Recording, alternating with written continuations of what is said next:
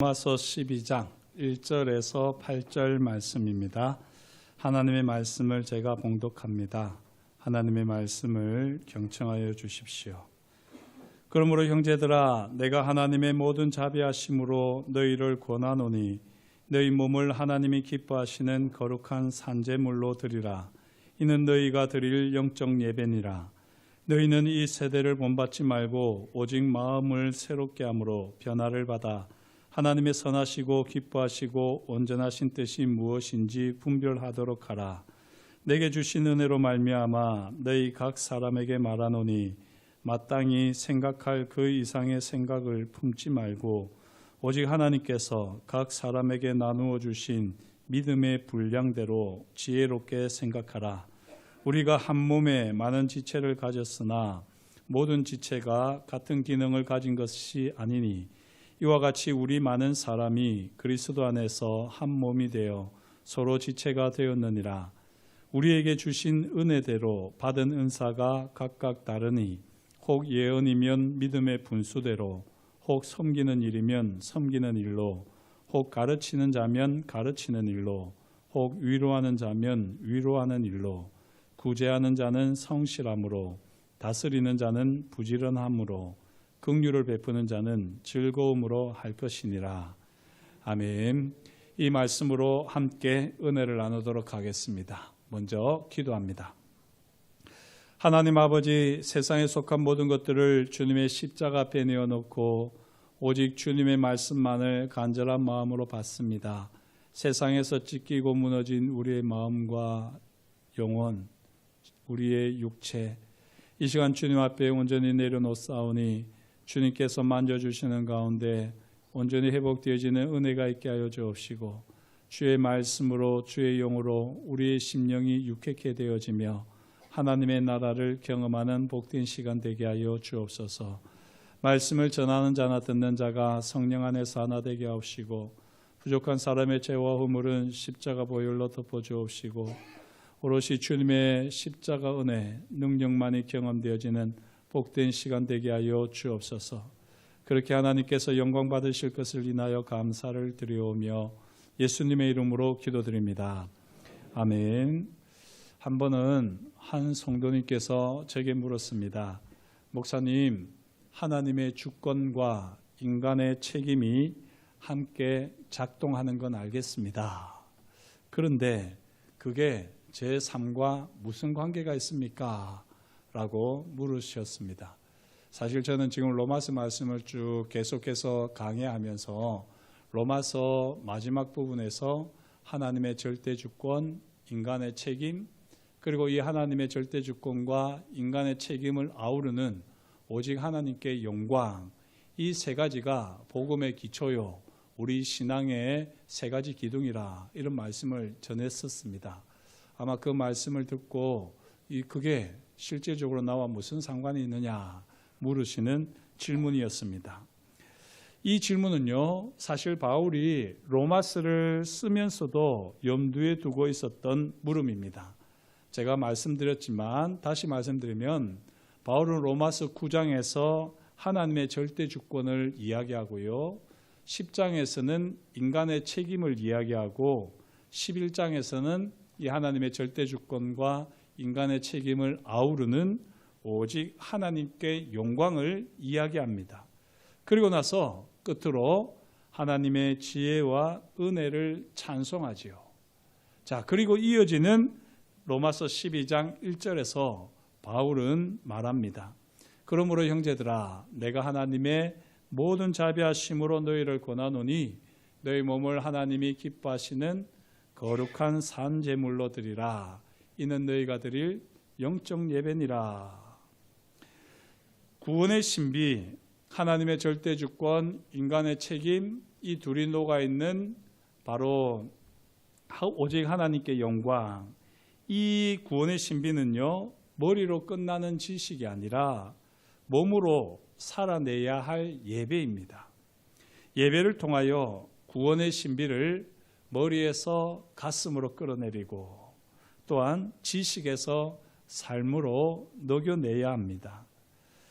그것을 지금 바울이 이야기하고 있는 것이거든요. 그렇다면 어떻게 우리는 구원의 신비를 몸으로 살아내는 예배자가 될 수 있을까? 바울이 그 첫걸음으로 바로 자신의 은사를 발견하고 사용하라 권면합니다. 그래서 바울은 제일 먼저 교회 공동체의 은사에 대해서 언급하지요. 오늘 우리는 로마서 9장에서부터 11장까지 드러난 하나님의 구원의 신비가 로마서 12장에서 어떻게 구체적인 실천으로 나타나는지 은사를 중심으로 해서 함께 살펴보면서요, 모든 성도가 은사를 따라 살아가는 건강한 교회의 비전을 공유하는 시간이 되기를 간절히 소망합니다. 이제 은사에 대해서 보겠는데요, 은사는 세 가지로 정리할 수 있겠습니다. 특별히 로마서 9장은 하나님의 절대 주권을 다룬다고 했는데요, 은사는 하나님의 절대 주권 안에서 주어집니다. 로마서 12장 3절, 내게 주신 은혜로 말미암아 너희 각 사람에게 말하노니 마땅히 생각할 그 이상의 생각을 품지 말고 오직 하나님께서 각 사람에게 나누어 주신 믿음의 분량대로 지혜롭게 생각하라. 그리고 6절에서는 우리에게 주신 은혜대로 받은 은사가 각각 다르니 라고 바울은 말합니다. 여기서 은혜대로라고 하는 말은요, 단순히 자격 없는 자에게 주시는 선물이라고 하는 의미만 있는 것이 아니지요. 여기서 은혜대로라고 하는 말은 하나님의 주권적인 선택과 분배를 뜻합니다. 특별히 3절에 믿음의 분량대로라는 말은요, 믿음의 그릇대로라고 읽을 수 있습니다. 하나님께서는 각자의 믿음의 그릇대로 은혜를 베푸시며 은사를 주십니다. 마치 로마서 9장에 보시면 내가 긍휼히 여길 자를 긍휼히 여기고 불쌍히 여길 자를 불쌍히 여기리라 말씀하신 것처럼 은사도 각 사람에게 하나님의 뜻에 따라 자유롭게 믿음의 분량대로 하나님께서 주십니다.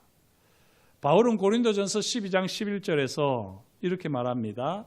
이 모든 일은 같은 한 성령이 행하사 그의 뜻대로 각 사람에게 나누어 주시는 것이니라. 하나님의 뜻이 강조되고 있지요.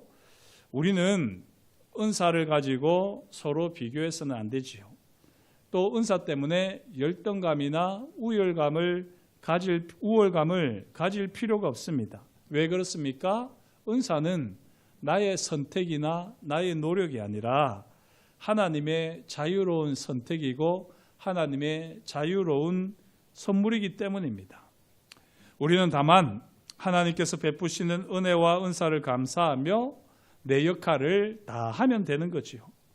우리는 받은 은사를 하나님 앞에서 겸손히 그러나 분명하게 인정하고 감사함으로 사용할 책임이 있습니다. 우리 성도님들 중에서는 나는 별다른 은사가 없어요 라고 말을 하는 분들이 가끔 있는데요, 그거는 결코 겸손이 아닙니다. 그거는 때로는요, 하나님의 절대 주권을 무시하는 태도입니다. 하나님께서는 절대 주권을 가지시고 우리 각자에게 맞게 믿음의 그릇대로 분량대로 은사를 주셨습니다. 하나님은 그리스도의 몸인 교회를 건강하게 세우시기 위해 우리를 위한 계획을 가지고 계시고 그 계획을 이루시기 위해서 각자에게 고유의 특별한 은사를 주셨습니다. 사랑하는 성도 여러분, 하나님께서 주신 은사를 더 잘 활용할 수 있기를 축복합니다. 한 사람도 하나님의 은사에서 예외인 사람이 없습니다. 하나님께서는 모두에게 우리에게 꼭 필요한 대로 우리 성품에 맞게 성격에 맞게 은사들을 주셨습니다.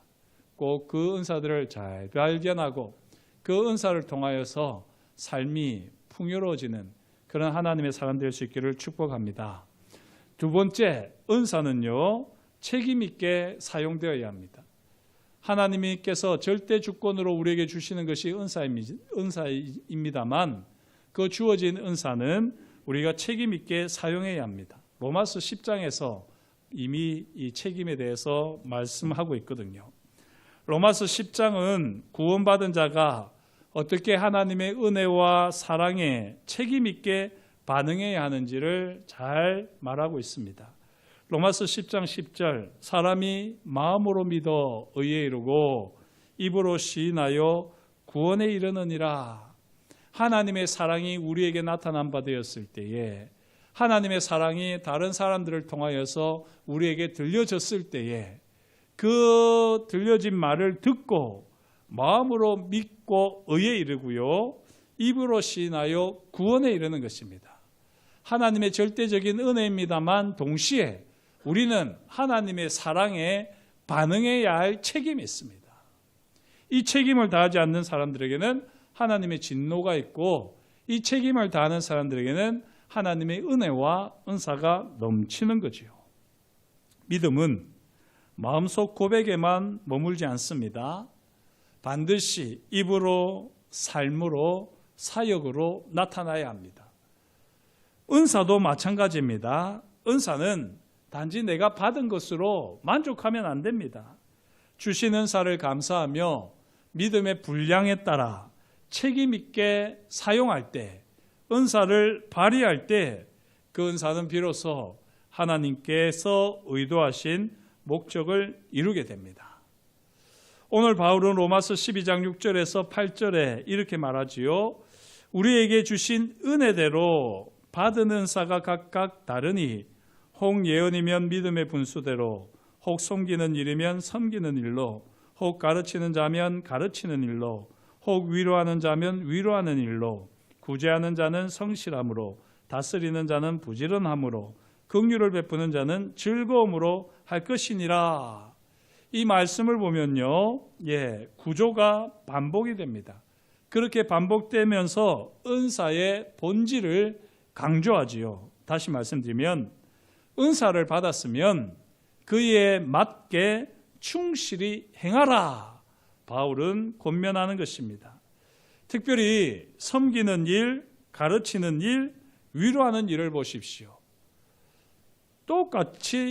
똑같은 표현을 반복하고 있습니다. 왜 이렇게 할까요? 바울이 설명을 제대로 할 수 없어서 이렇게 할까요?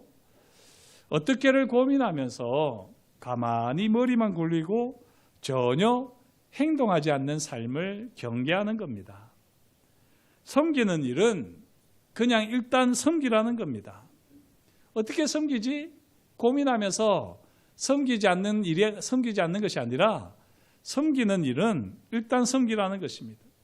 가르치는 일은 그냥 일단 가르치라는 겁니다. 위로하는 일은 그냥 일단 위로하라는 겁니다. 일단 하나님의 절대 주권과 인간의 책임을 마음에 새기고 이 신앙 고백으로 은사의 삶을 시작하라. 바울은 권면합니다. 그렇게 섬기다 보면요, 섬기는 자가 되고, 그렇게 가르치다 보면 가르치는 자가 되고, 그렇게 위로하다 보면 위로하는 자가 됩니다. 여기 이 세 가지 은사는요, 공통점이 있는데 바로 한 사람의 영혼에 집중하는 겁니다. 한 영혼을 사랑하며 섬기고 가르치고 위로하다 보면 내가 이런 은사가 있는지 없는지 깨닫게 된다는 거지요. 지난 6월에 국내 선교 여행을 13명이 다녀왔습니다. 굳은 일을 마치 본인이 책임져야 하는 것처럼 열심히 섬기시는 권사님을 물끄러미 바라보면서 제가 든 마음이 있었습니다. 아, 권사님은 천성이 섬기시는 분이시구나. 섬기는 일을 하지 않으시면 병이 나시겠구나 하는 것을 깨달았더랬습니다. 섬김은요, 사실 이유도 방법도 없습니다. 그냥 섬기는 겁니다. 내가 할 일이라 여기고 그냥 섬기는 거죠. 이처럼 가르치기를 잘하시는 분, 위로를 잘하시는 분들도 마찬가지입니다. 요령이나 기술을 터득해서가 아니라 그냥 그렇게 하면서 점점 더 다듬어집니다. 그런데 많은 성도들이 은사를 알고도 사용하지 않습니다. 때로는 두려움 때문에, 때로는 자신감이 부족하기 때문입니다. 그러나 성경은 말합니다. 베드로전서 4장 10절, 각각 은사를 받은 대로 하나님의 여러 가지 은혜를 맡은 선한 청지기 같이 서로 봉사하라.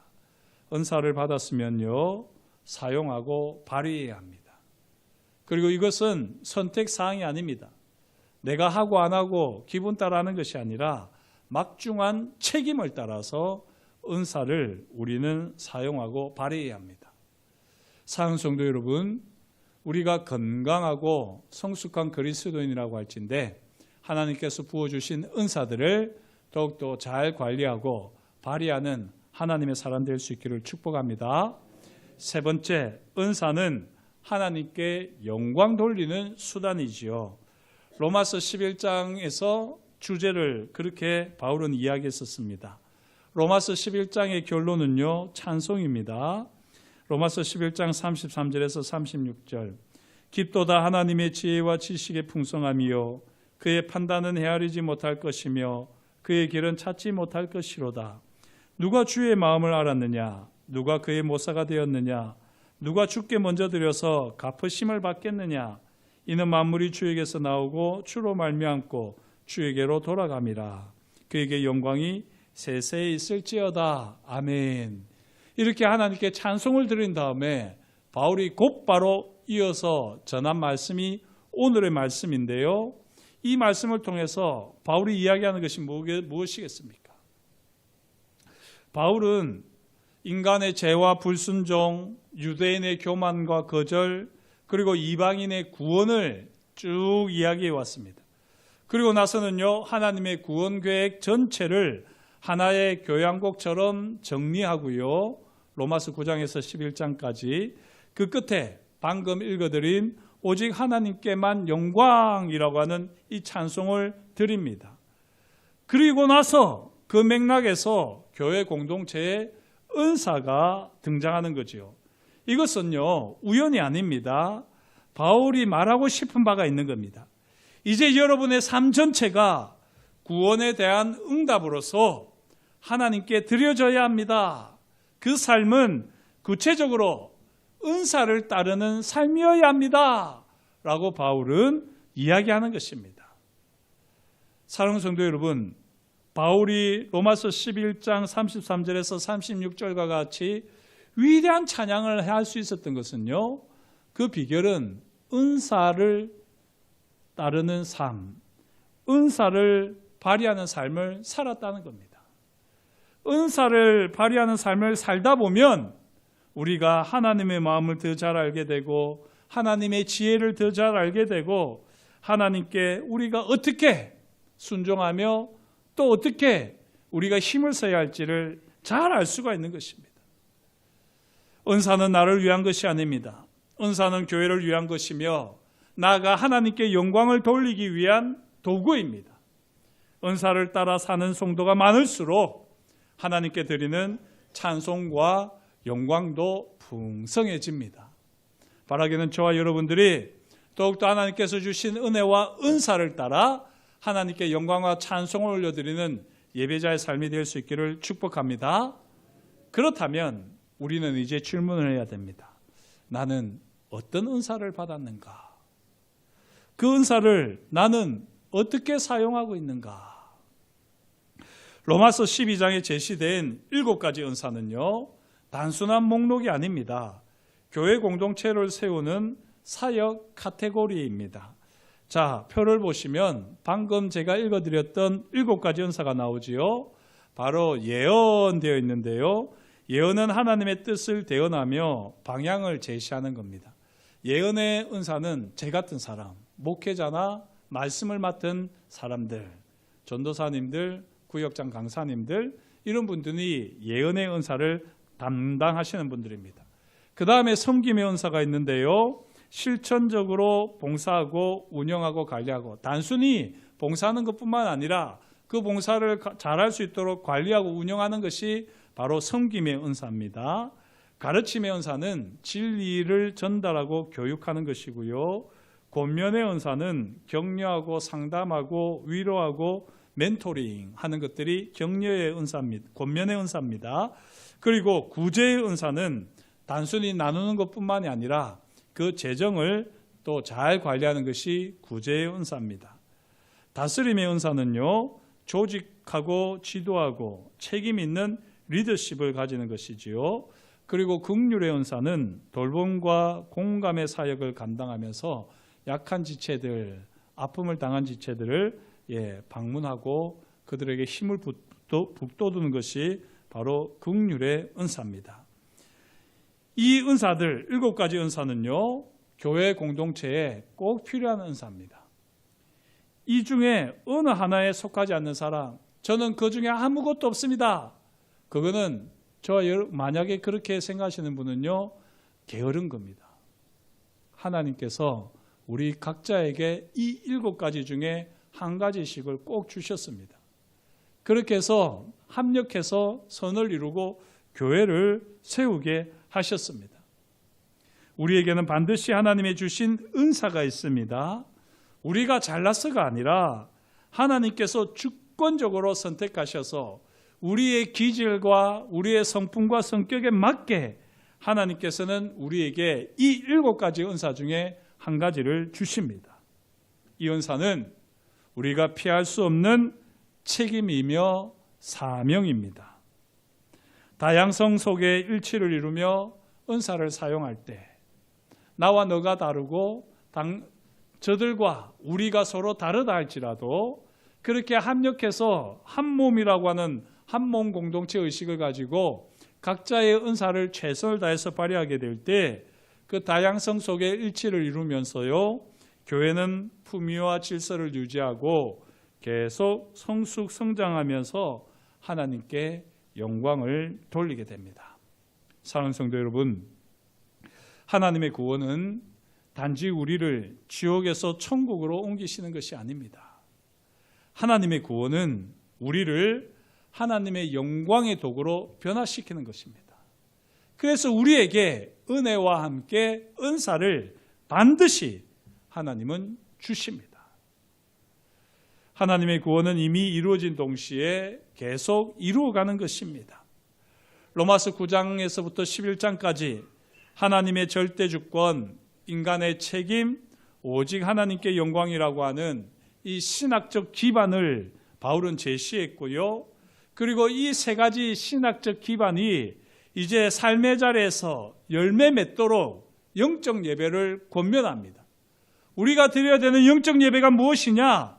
그것은 바로 어김없이 우리에게 주신 은사를 통해서 공동체를 세워나가는 겁니다.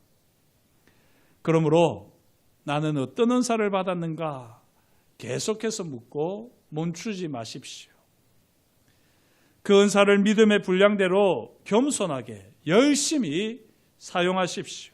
그럴 때 우리의 삶은 하나님께 드리는 산제사요, 영적 예배가 되고요, 우리 공동체는 살아있는 예수 그리스도의 건강한 몸이 될 것입니다. 그러므로 은사대로 살아가는 저와 여러분이 될 수 있기를 주의 이름으로 축복합니다. 성경을 보면 달란트 이야기가 나오는데요, 2번 나옵니다. 마태복음 25장과 누가복음 19장에 등장합니다.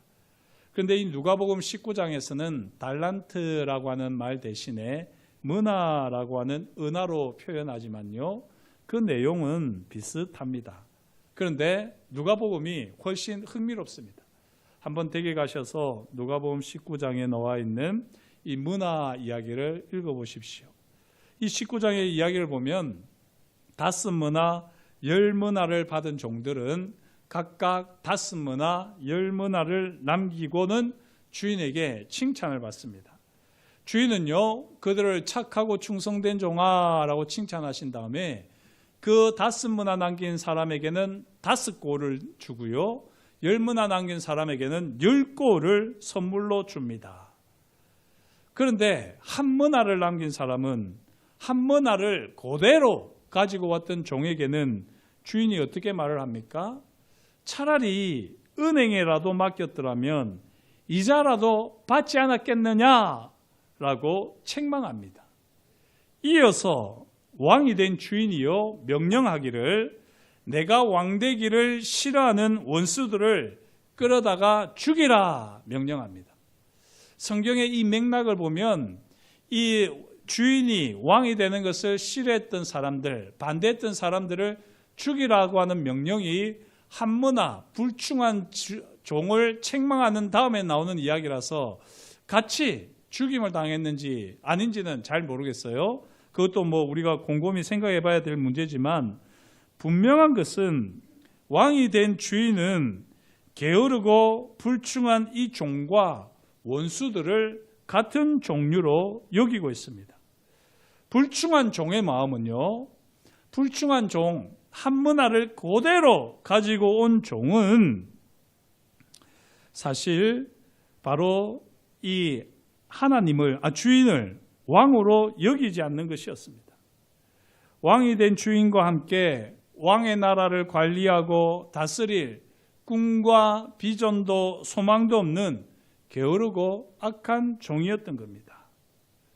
하나님께서 우리에게 은사를 주셨어요. 문화를 주셨어요. 그 은사를 저와 여러분들이 열심히 활용을 해서 5배, 10배 남기셔야지 됩니다.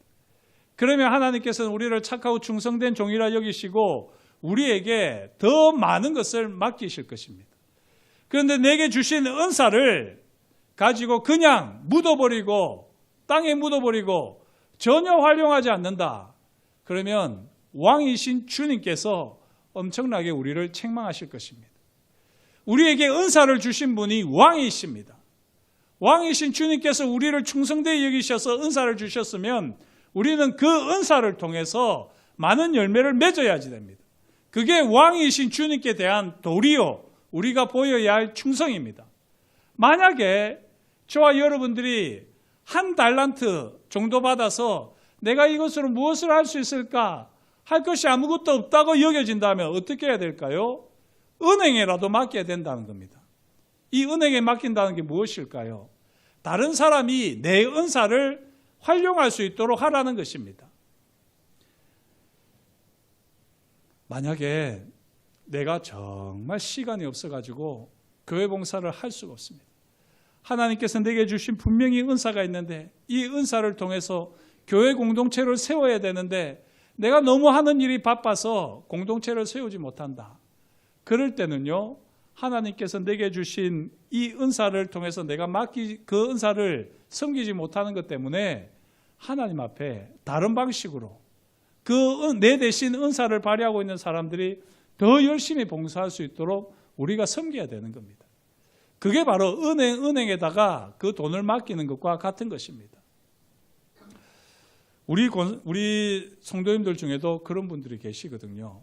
제가 너무 바빠서 교회 봉사를 못하는데 대신 저는 이렇게 헌금으로라도 섬기겠습니다. 그렇게 하신 분들이 있습니다.